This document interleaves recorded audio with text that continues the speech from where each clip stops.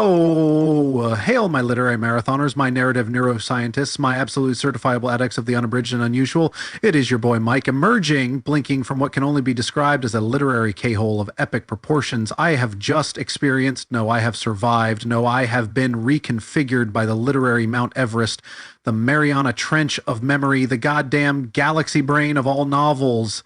We are talking about Marcel Proust in Search of Lost Time, or Remembrance of Things Past, if you're old school. Seriously, people, if Ulysses was climbing Everest, then Proust is like deciding to walk to Mars, backwards, while simultaneously learning to play the theremin with your eyelids. This isn't just a book, it's a lifetime commitment. It's a 7-volume, million-plus word odyssey into the very fabric of memory, consciousness, society, art, love, jealousy, and the fleeting, agonizing beauty of time itself. My brain doesn't just feel rewired, it feels like it's been taken apart, examined under a microscope by a brilliant, obsessive Frenchman, and then painstakingly reassembled with extra dimensions I didn't even know existed. I am exhausted, I am exhilarated, I am probably slightly changed forever, and I am absolutely, desperately, manically buzzing to try and even scratch the surface of this beautiful, infuriating, magnificent monster. With you, my fellow inmates of the novel nest. Okay, where do we even begin to set the scene for Proust? Forget a single day, we're talking decades. We're drifting through the late 19th and early 20th century Parisian high society, the salons of the Faubourg of Saint-Germain, the seaside resorts of Balbec, the private rooms where reputations are made and destroyed over a cup of tea and a perfectly turned phrase. But the real setting? It's the narrator's mind. It's a landscape of memory, triggered by the taste of a madeleine dipped in tea, by the uneven paving stones, by a forgotten scent. Proust doesn't just tell you about the past, he excavates it. He dissects every nuance of sensation, every flicker of emotion, every subtle shift in social dynamics. The vibe is intoxicatingly detailed. It's like being at the most exclusive, intellectually dazzling, and emotionally treacherous party you've ever been to, and you're a hypersensitive fly on the wall, privy to every whispered secret, every unspoken longing, every social slight. It's opulent, it's snobbish, it's beautiful, it's cruel, and it's utterly, utterly absorbing. And the characters! Oh my God, the characters! This isn't a handful of well-drawn figures. This is an entire civilization of them, each rendered with such painstaking, almost obsessive detail.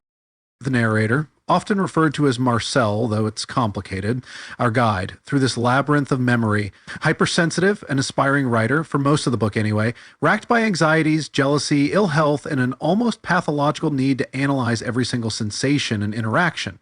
His core motivation? To understand life, to capture time, to find meaning, and perhaps redemption through art. His fatal flaw? His passivity, his crippling self-doubt, his often snobbish observational detachment, his agonizing jealousy. He made me want to scream, "Just live, man!" and then immediately want to hug him for his profound vulnerability and his exquisite sensitivity. His arc is the entire damn book. It's the slow, agonizing, incredibly detailed journey towards becoming the writer who can write in search of lost time. It's meta, it's mind-bending, it's genius. Charles Swann. Oh, Swann. Elegant, cultured, a man of society, but also a man undone by obsessive, jealous love for the courtesan Odette de Crécy. His story, Swann in Love, often read as a standalone, is a prequel within the novel and a microcosm of Proust's themes. His motivation is the desperate pursuit of an idealized, often illusory, love. His flaw is his crippling jealousy and his inability to see Odette for who she truly is. Swann made me feel such a profound sense of empathy for the agonies of love and the blindness it can induce. Odette de Crécy, later Madame Swann, an ultimately rather shallow courtesan who captivates Swann. Her motivations are often opaque, driven by social ambition and a desire for comfort. Is she a victim, a manipulator? Proust leaves it deliciously ambiguous. She's a fascinating study in perception and the elusiveness of knowing another person. Amarine Simone, the great agonizing love or obsession of the narrator's later life. She's elusive, modern, possibly duplicitous. The narrator's relationship with her is a masterclass in psychological torture, jealousy, and the desperate attempt to possess another human being. Their sections are intense, like lock yourself in a soundproof room and just feel the agony. Intense. She made me deeply uncomfortable and deeply fascinated by the narrator's unraveling. The Baron de Charles, one of the most flamboyant, contradictory, and unforgettable characters in all of literature. Arrogant, witty, cruel, deeply closeted for the time, and ultimately tragic. His rages, his pronouncements, his secret life, he dominates every scene he's in. He's appalling, hilarious, and heartbreaking all at once. The Guermantes, the Duchess, the Duke, etc. Epitome of aristocratic Parisian society.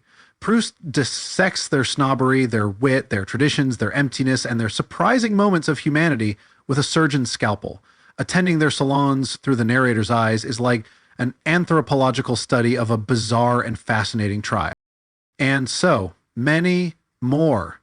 Saint Loup, Bergot the writer, Elstier the painter, Ventoux the composer, each a fully realized world of their own. Plot in Ulysses was a loose term. In Proust, it's practically an abstract concept. If there's a plot, it's the narrator's lifelong journey to understand himself, his past, and the nature of time and art, culminating in his realization that he must write the very book we are reading. It's the ultimate meta-novel. The action is predominantly internal, driven by involuntary memory, those famous moments where a taste, a sound, a sensation unlocks a flood of past experiences with astonishing vividness. The madeleine dipped in tea is the most iconic. These are the keys that unlock lost time. Social observation, the painstaking, often hilarious, often brutal dissection of high society, its rituals, its hypocrisies, its power dynamics. The agonies of love and jealousy. Proust is the undisputed master portraying the obsessive, self-torturing nature of jealousy. The sections dealing with Swann's love for Odette and the narrator's love for Albertine are almost unbearable in their psychological intensity. The passage of time and mortality, the characters age, society changes, illusions shatter. There's a profound sense of melancholy in the transience of all things. Moments that blew my mind or left me utterly transfixed.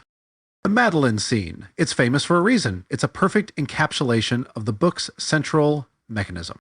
The elaborate descriptions of social gatherings, where a single glance or a misspoken word can have earth-shattering social consequences. It's like watching a high-stakes chess game played with reputations. The narrator's obsessive deconstruction of Albertine's every word and gesture, trying to divine her true feelings and uncover her supposed betrayals. It's maddening and brilliant. The way characters reappear decades later, changed by time, their youthful brilliance faded or their hidden flaws brought to the surface. It's like watching ghosts walk. The final volume, Time Regained, where the narrator finally has his great epiphany about the nature of art and memory, and the purpose of his life. It's a stunning culmination. The stakes are existential. Can the past be recaptured? Can art give meaning to a fleeting life? Can we ever truly know ourselves or others? Proust doesn't offer easy answers, but the search itself is the epic. Why did this colossal, challenging, sometimes infuriating novel utterly captivate the most obsessive corners of my book-addicted brain? Proust's sentences are entire ecosystems. This is not an exaggeration. His sentences are long, winding, multi-claused, qualification-packed constructions that mirror the very process of thought and memory. They coil around an idea, examining it from every conceivable angle. It's like watching a master craftsman build an intricate clockwork universe with words. At first, it can be daunting, but once you get into the rhythm, it's hypnotic. You find yourself highlighting not just lines, but entire pages of perfectly articulated psychological insight.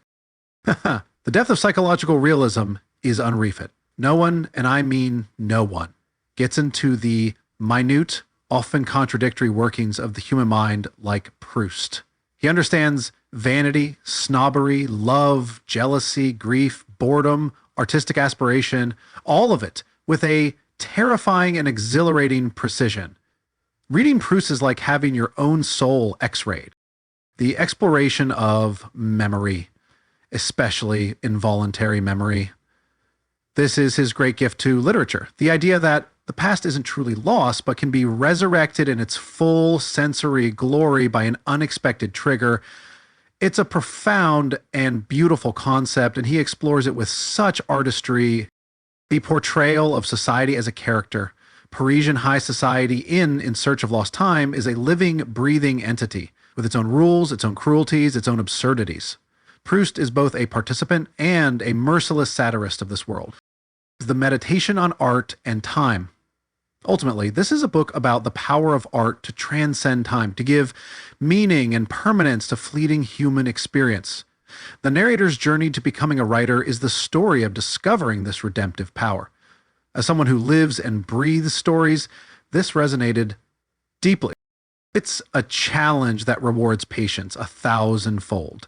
Yes, it's long. Yes, it's dense. Yes, you might need a character guide and a strong cup of coffee.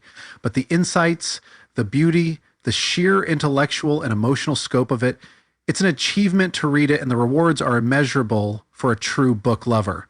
It makes other books feel, a little bit simple afterwards. This book isn't just telling a story, it's grappling with the very essence of human existence.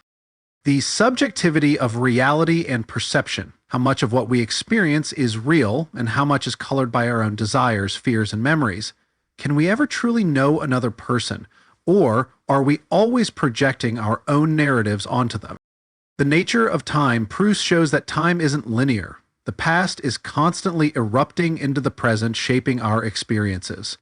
The search isn't just for lost time, but for an understanding of how time itself works on our consciousness. Love, loss, and jealousy. Proust portrays love not as a simple romantic ideal, but as a complex, often agonizing blend of idealization, possession, suffering, and fleeting joy. His depiction of jealousy is almost clinically precise and terrifyingly relatable. Art is redemption and immortality. For Proust, art is the only way to truly conquer time, to make sense of suffering, and to give lasting form to the ephemeral beauty of life. The act of creation is an act of salvation.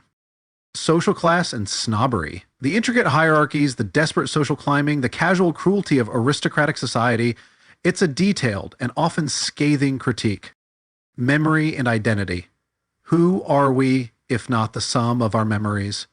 And what happens when those memories are fallible, or when they ambush us unexpectedly?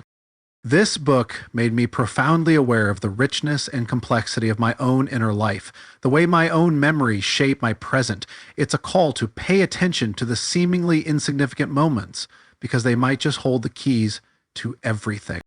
Finishing In Search of Lost Time is an event. It's not just closing a book, it's like saying goodbye to an entire world you've inhabited, to people you've come to know more intimately than some in your real life. I feel emptied out and filled up all at the same time. It's a profound sense of accomplishment mixed with a deep melancholy that it's over, even though I know I'll be rereading parts of it for the rest of my life. It's exhilarating in its intellectual scope, heartbreaking in its portrayal of human frailty and lost love, and ultimately incredibly moving in its final affirmation of art's power. It stands out because of its sheer unapologetic ambition to capture everything. It doesn't compromise, it doesn't simplify, it demands your full attention, your patience, your intellect, your empathy, and if you give it those things, it returns them to you 100-fold, enriched and deepened. It's a book that makes you feel like you've truly lived through something significant. It's a monument. SOL, my fearless literary mountaineers, my connoisseurs of the colossal, my devotees of the deep dive, is In Search of Lost Time. For the casual reader looking for a quick thrill, probably not. Is it going to be your breezy beach read? Only if your beach is located on a philosophical precipice. But if you are a true crazy book addict, if you crave a reading experience that will challenge every preconceived notion you have about what a novel can be, if you are willing to immerse yourself in a world of unparalleled psychological depth and linguistic beauty, if you want a book that will stay with you, haunt you, and enrich you for the rest of your days, then I say to you with every fiber of my exhausted but exhilarated being, you owe it to yourself to attempt. Don't be scared by the length. Take it one volume at a time. Find a good translation, maybe read a guide alongside it. Think of it as a long, slow, incredibly rewarding conversation with one of the most brilliant minds in literature. What are your Proust stories? Have you dared to dip your madeleine into this epic? What parts resonated? What parts drove you to the brink of literary despair before pulling you back with a moment of sheer genius? Let's form a support group, a Proustian Anonymous, a coven of In Search of Lost Time survivors and devotees in the comments below. I need to talk to people who have walked these hallowed labyrinthine halls. All right, that is the utterly soldering but spiritually soaring dispatch from your devoted, slightly changed, and forever Proust-marked correspondent here at the Novel Nest. If this attempt to even articulate the shadow of Proust's genius has resonated with your own literary obsessions, then for the love of involuntary memory and sentences that span entire zip codes, smash that like button until it unlocks a forgotten childhood reverie. And if you haven't yet joined our fellowship of literary masochists and magnificent prose appreciators, what in the name of Cambrai are you waiting for? Hit that subscribe button and let's get lost in more timeless titans together. Until our next epic, keep searching, keep remembering, and keep finding the extraordinary in the ordinary. Peace out, you beautiful, brave readers.